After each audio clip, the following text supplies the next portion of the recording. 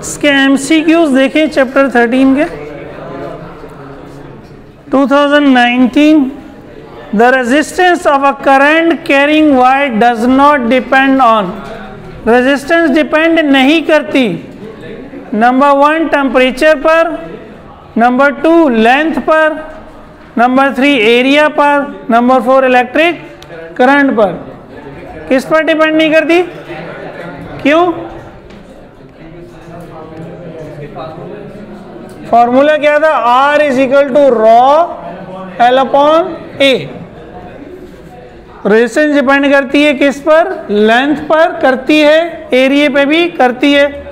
Temperature के लिए हमने फॉर्मूला निकाला था RT is equal to R not 1 प्लस अल्फा T, उस पर भी डिपेंड करती है। करंट पर डिपेंड, रेजिस्टेंस कांस्टेंट है, करंट चेंज होने से वोल्टेज चेंज होगा, रेजिस्टेंस चेंज नहीं होगी। जैसे अभी V is equal to IR निकाला, I जितना ज्यादा होगा V उतना R फिक्स होगा किसी एक वायर के लिए।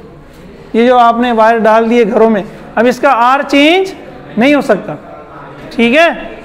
I कम ज्यादा करोगे V कम ज्यादा होगा, या V कम ज्यादा करोगे I कम ज्यादा होगा। तो ये रीजन साथ लिखते जाएं भाई, सिर्फ टिक ना करें, कॉपी में लिखते जाएं। सेकेंड है resistance of 10 ohm, 30 ohm and 40 ohm are connected in series. 3 resistor है, 10, 30 और 40 की सीरीज में जोड़ दिया। If the current in 10 ohm resistance is 0.1 ampere, 10 ओम का करंट 0.1 है, current through the 40 ohm will be, तो 40 ओम का करंट क्या होगा? 0.1 होगा। क्यों? क्योंकि सीरीज में करंट सेम होता है, ठीक है। जितनी भी रेजिस्टेंस जोड़ी हुई है, चाहे सीरीज का है तो सबका करंट सेम होगा, ठीक है, वेरी गुड। तो 0.1 ही होगा, चाहे 1 हो, चाहे 2 हो, चाहे 4 हो, ठीक है। आगे 2018, ये तो अभी कल ही समझाया था आपको। When it is desired to increase the current in the circuit without affecting its voltage, the batteries must be connected in parallel. शाबाश। हम चाहते हैं कि वोल्टेज चेंज ना हो, वही रहे, लेकिन हम करंट बढ़ाना चाह रहे हैं, तो हम बैटरीज को कैसे जोड़ेंगे? पैरेलल में जोड़ेंगे, कल ही पढ़ा था।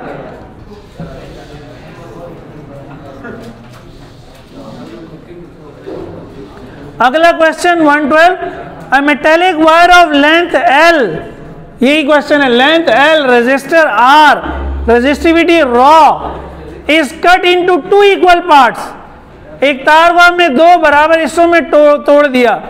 The resistivity of each part would be, ये ρ इसमें क्या है? रेजिस्टिविटी। 2 हिस्सों में तोड़ दिया, एक तार है उसको काट के 2 हिस्से कर दिए, तो हर एक हिस्से की ρ क्या होगी?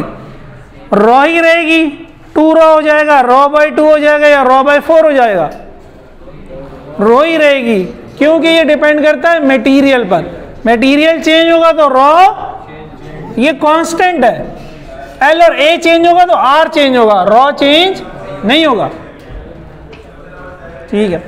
2017, on equipotential surface work done in moving a charge particle is. Equipotential क्या कहते हैं? ऐसी सरफेस जिसका पोटेंशियल इक्वल हो।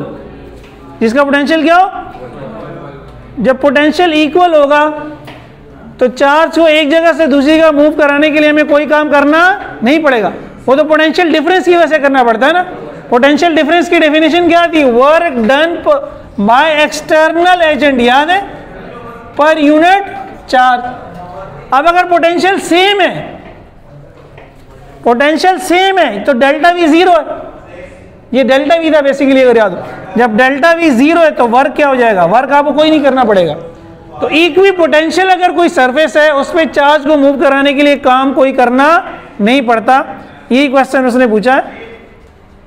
Work done is positive, negative, 0 या इन्फिनिटी 0 होगा। वर्क डन क्या होगा? 0। भाई जिस तरह first year, again first year की यार पोटेंशियल एनर्जी, मैंने बार बार कहा था पोटेंशियल को पोटेंशियल एनर्जी से समझो। आपने सर पे 50 किलोग्राम की बोरी उठा ली, हाँ भाई, चांदनी चौक से 19D पहुंच गए, फिजिक्स कहती है आपने कुछ नहीं किया। क्यों? क्योंकि उसकी आपने पोटेंशियल एनर्जी चेंज, आप उस पर काम जब करेंगे जब आप उसको ऊपर उठाएंगे। फिजिक्स की ज़बान में कोई काम, तो फिजिक्स की ज़बान में काम नहीं है जब पोटेंशियल डिफरेंस नहीं है। ठीक है, सही है, याद है, याद है। ग्राउंड फ्लोर से छत पे लेके आओगे फिर फिजिक्स कहती है काम किया है, फिर काम बंदा जो करता है कर ले। उसकी वजह फिजिक्स कहती है काम से एनर्जी चेंज होनी चाहिए, पोटेंशियल एनर्जी। हाँ, आगे देखिए 2016, यार बातें नहीं करें आप इसमें। The electrical energy dissipated as heat in a resistor is given by. Electrical energy जब हीट की फॉर्म में कन्वर्ट होती है तो क्या होती है? अभी 2-3 दिन पहले न्यूमेरिकल किया था। पावर था एनर्जी अपॉन टाइम, तो एनर्जी क्या हो गया था? Power multiply by time.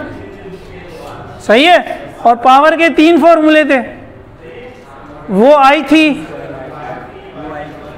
We I P की जगह वी आई लगा दें, दूसरा पी की जगह 3 फॉर्मूले थे यार, पीके फिल्म। मैं किधर जाऊं यार, किधर जाऊं बताओ तुम लोग, किधर भी नहीं जाऊं।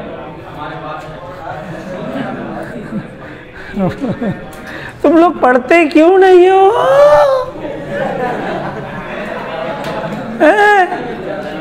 ये कितने दिन पहले पढ़ा है? पिछले हफ्ते। क्या? कोई बात तो ऑन है वीडियो, तो भाई पढ़ा रहा हूं तभी तो ऑन है यार। तो इन तीनों में से कौन सा दिया हुआ यार? आई स्क्वायर आर दिया हुआ है ना, आई स्क्वायर आर टी।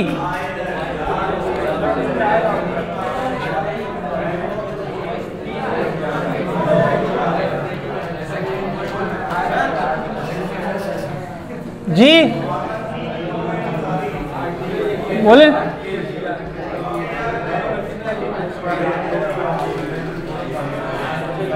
ये ऑप्शन दिया हुआ है ना, आई स्क्वायर आर टी। न्यूमेरिकल भी किया था एक यार 2015।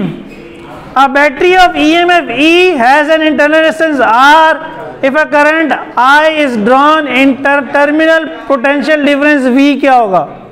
आप करंट ले रहे हो, करंट तो V किसके बराबर होगा? E minus I R. अभी हमने न्यूमेरिकल कर लिया।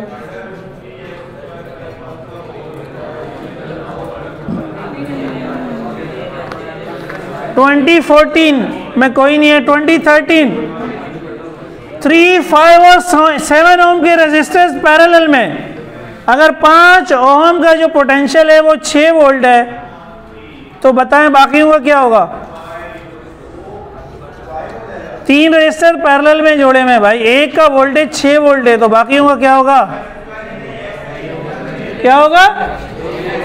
6 वोल्ट ही होगा। क्यों? क्योंकि पैरेलल में पोटेंशियल सेम होता है। ठीक है, पैरेलल कॉम्बिनेशन है। आगे वही सवाल है यार, एक तार को हमने काट के 3 हिस्सों में जोड़ दिया, तो रॉ क्या होगी? रॉ चेंज नहीं होगी। Same as the whole wire, rho क्या होगा? सेम होगा, चेंज नहीं होगा। जो पूरी वायर का था वो उसके एक टुकड़े का भी होगा।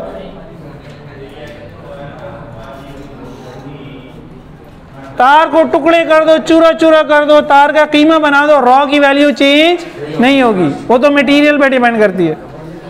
2012 1 kilowatt hour energy is equal to 1 kilowatt hour क्या था? ये भी निकाला था पिछले वीक ही। कितने जूल था? 36 एक्सपोनेंट 5। ठीक है, वेरी गुड। 3.6 के साथ एक्सपोनेंट 6 था। 3.6 होगा तो फिर एक्सपोनेंट 6 होगा। 336 एक्सपोनेंट 5 सही आंसर है। ठीक है। 2011 2 wires of resistance R1 and R2 are connected in series. If R1 is greater than R2, R1 is greater than R2, 2 resistor हैं, R1 ग्रेटर है R2 और सीरीज है।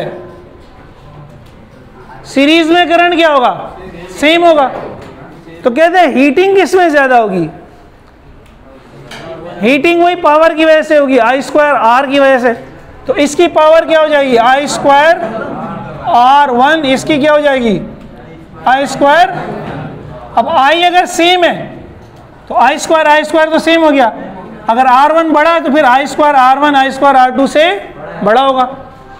भाई अगर I2 है तो ये भी 4 है, ये भी 4 है।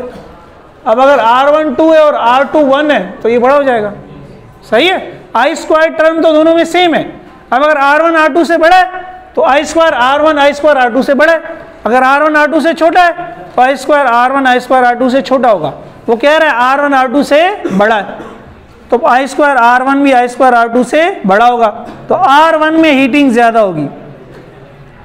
ठीक है, कहाँ गया? मोर इन R1, मोर इसका आंसर होगा मोर इन R1। सीरीज में करंट सेम होगा। ये लिखें, बार बार मैं कह रहा हूं। ठीक है ना, आप लोग वीडियो देखते हैं ना पढ़ के आते हो। अल्लाह आप लोगों को और मुझ पर रहम करे। A copper wire having resistivity rho is stretched in such a way that its diameter reduces to half of that of its original wire. The new resistivity will be, again resistivity की value change नहीं होती, the same।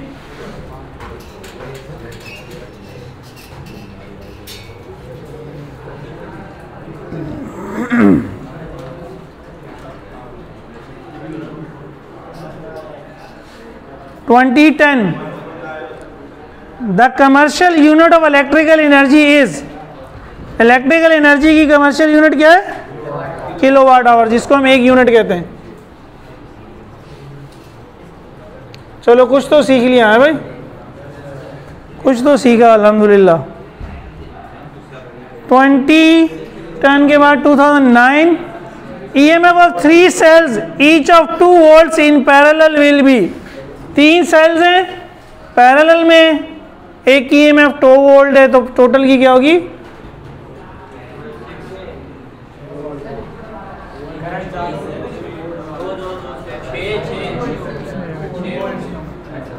भाई parallel में voltage same रहता है ना, parallel में voltage कल पढ़ा था ये, कल। आगे in the relation I is equal to KV, ये तो ओहम्स लॉ जब मैंने कराया था उस वक्त बताया था। K स्टैंड्स फॉर, K क्या है? नाम था इसका एक ना, मैं उड़ी उड़ी जावा हवा दे नाल, कंडक्टेंस। रेजिस्टेंस का उलट K क्या था? कंडक्टेंस। सही है बेटा, ये फर्स्ट ईयर और सेकेंड ईयर दोनों के नंबर हैं, पहले भी बताया था, पढ़ लो, कुछ रहम कर लो अपने ऊपर। एक पेपर है और नंबर 2 पेपरों के मिलने हैं। फर्स्ट ईयर की फीस के भी उतने नंबर होंगे जितने सेकेंड ईयर की फीस के होंगे, लेकिन आप चाहते हैं कि दोनों में फेल हो जाए। तो और क्या, एक देना पड़ेगा क्या?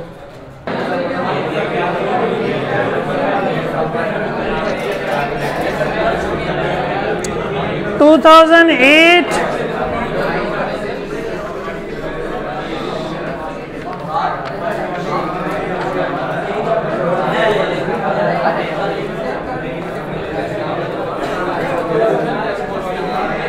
मेरी बात सुने।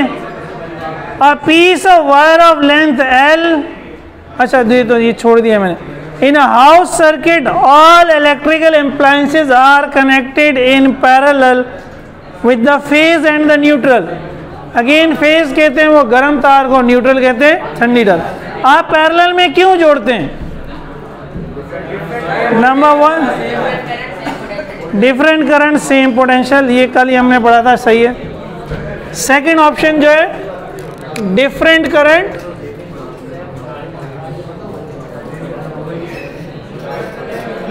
Same potential difference. 2007 में when a resistor carries a current I, तुम सुधरोगे नहीं ना, उठो उधर से, उठो। The resistor carries a current I, इधर आओ। The power dissipated is P। If the same resistor carries a current of 3I, the power dissipation will be, एक रेजिस्टर है, जब उसमें से करंट I गुजर रहा है तो पावर P है। करंट 3I कर दें तो पावर क्या होगी? सही है, ये सवाल है, क्या होगी? 3 होगी, 3P होगी। देखिए पावर का फॉर्मूला क्या होता है? VI। ये जो करंट हमने चेंज कर दिया तो पावर भी चेंज हो जाएगी, नई पावर को हम P प्राइम कहते हैं। तो वो करंट चेंज कर रहा है, इसका मतलब V चेंज नहीं हुआ है, V अपनी जगह पे। I की जगह क्या आ गया? 3I। तो ये क्या हो गया? 3VI, और VI आपका क्या है? P। तो नई पावर क्या होगी? 3P। नई पावर क्या? डायरेक्टली प्रोपोर्शनल है ना, करंट हमने 3 टाइम्स कर दिया तो पावर भी 3 टाइम्स हो जाएगी। 2006, the rate of transfer of charge through a circuit is called, rate of transfer of charge, rate of transfer of charge, current है ना भाई, करंट की डेफिनेशन है।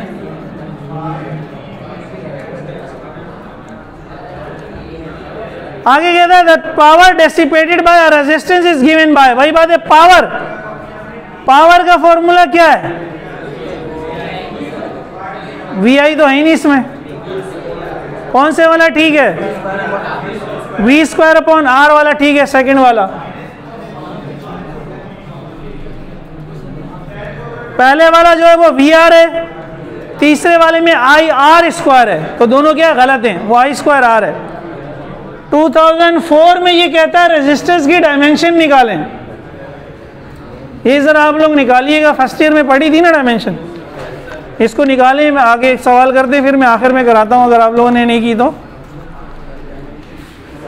2003 pre engineering, electrical conductors contain, electrical conductors में होते हैं number 1 only free electrons, सिर्फ free electrons होते हैं। Number 2 only bound electrons, bound electrons, bound electrons का मतलब है जो अपने न्यूक्लियस से बाउंड हैं, वो न्यूक्लियस से बेवफाई नहीं कर रहे। बोथ फ्री एंड बाउंड, कुछ बाउंड होते हैं, एक फ्री होता है ना कंडक्टर में। जैसे हमने कॉपर का कहा था, कॉपर का एटॉमिक नंबर 29 है, पहले शेल में 2, दूसरे शेल में 8, तीसरे शेल में 18। ये 28 के 28 बाउंड है। 29वां इलेक्ट्रॉन जो चौथे शेल में वो बाउंड नहीं होता, वो क्या होता है? फ्री होता है। तो सही कहा इन्होंने बिल्कुल, both free and bound.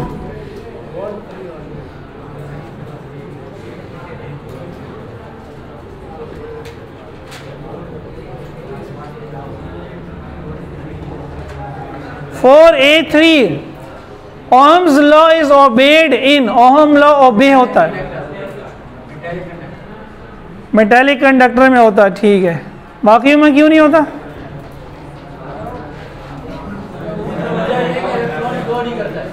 Flow नहीं करता है, हैं?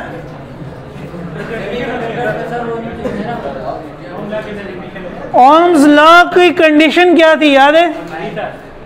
लेंथ चेंज नहीं होनी चाहिए, area change, temperature pressure change नहीं होना चाहिए, और करंट पोटेंशियल क्या होना चाहिए? Directly proportional.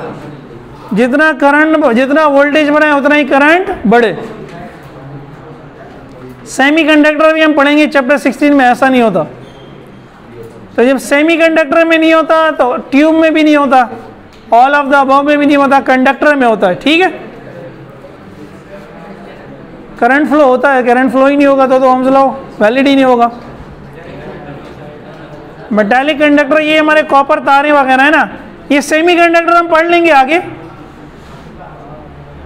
2003 pre medical 4A2 potential difference across the combination of three cells becomes maximum. Potential difference cells का मैक्सिमम हो जाएगा कब? पढ़े जरा ये चार ऑप्शन कौन सा सही है?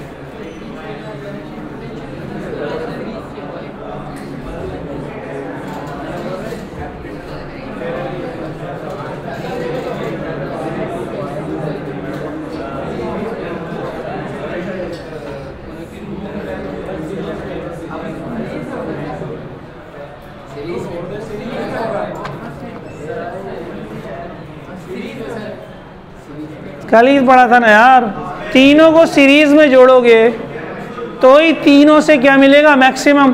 तीनों ऐड हो जाएंगे ना। दो को सीरीज में जोड़ोगे तो दो ऐड होंगे। तो थ्री सेल्स का पोटेंशियल डिफरेंस मैक्सिमम कब होगा? कि तीनों ऐड हो जाएं।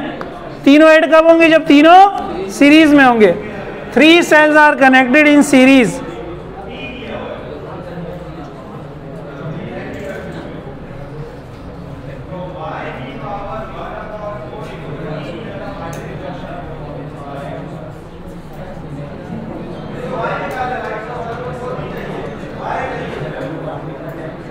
(2002) pre-medical, kilowatt hour is a unit of electrical energy। अब दूसरी तरह से पूछ लिया, electrical energy। 2001, the terminal potential difference is equal to EMF। terminal potential difference is equal to EMF। R क्या होनी चाहिए? जीरो। यही पूछ रहा है, अभी तो समझाया था। ठीक है, E माइनस आई आर था, R जीरो हो जाएगा तो आई आर क्या हो जाएगा? जीरो। तो इंटरनल रेजिस्टेंस क्या होनी चाहिए? जीरो। आंसर क्या है? जीरो। अब ये जरा आप ट्राई करें, रजिस्टर की डायमेंशन निकालें। उसने ऑप्शन दिए में 4। रजिस्टर की डायमेंशंस क्या होंगी?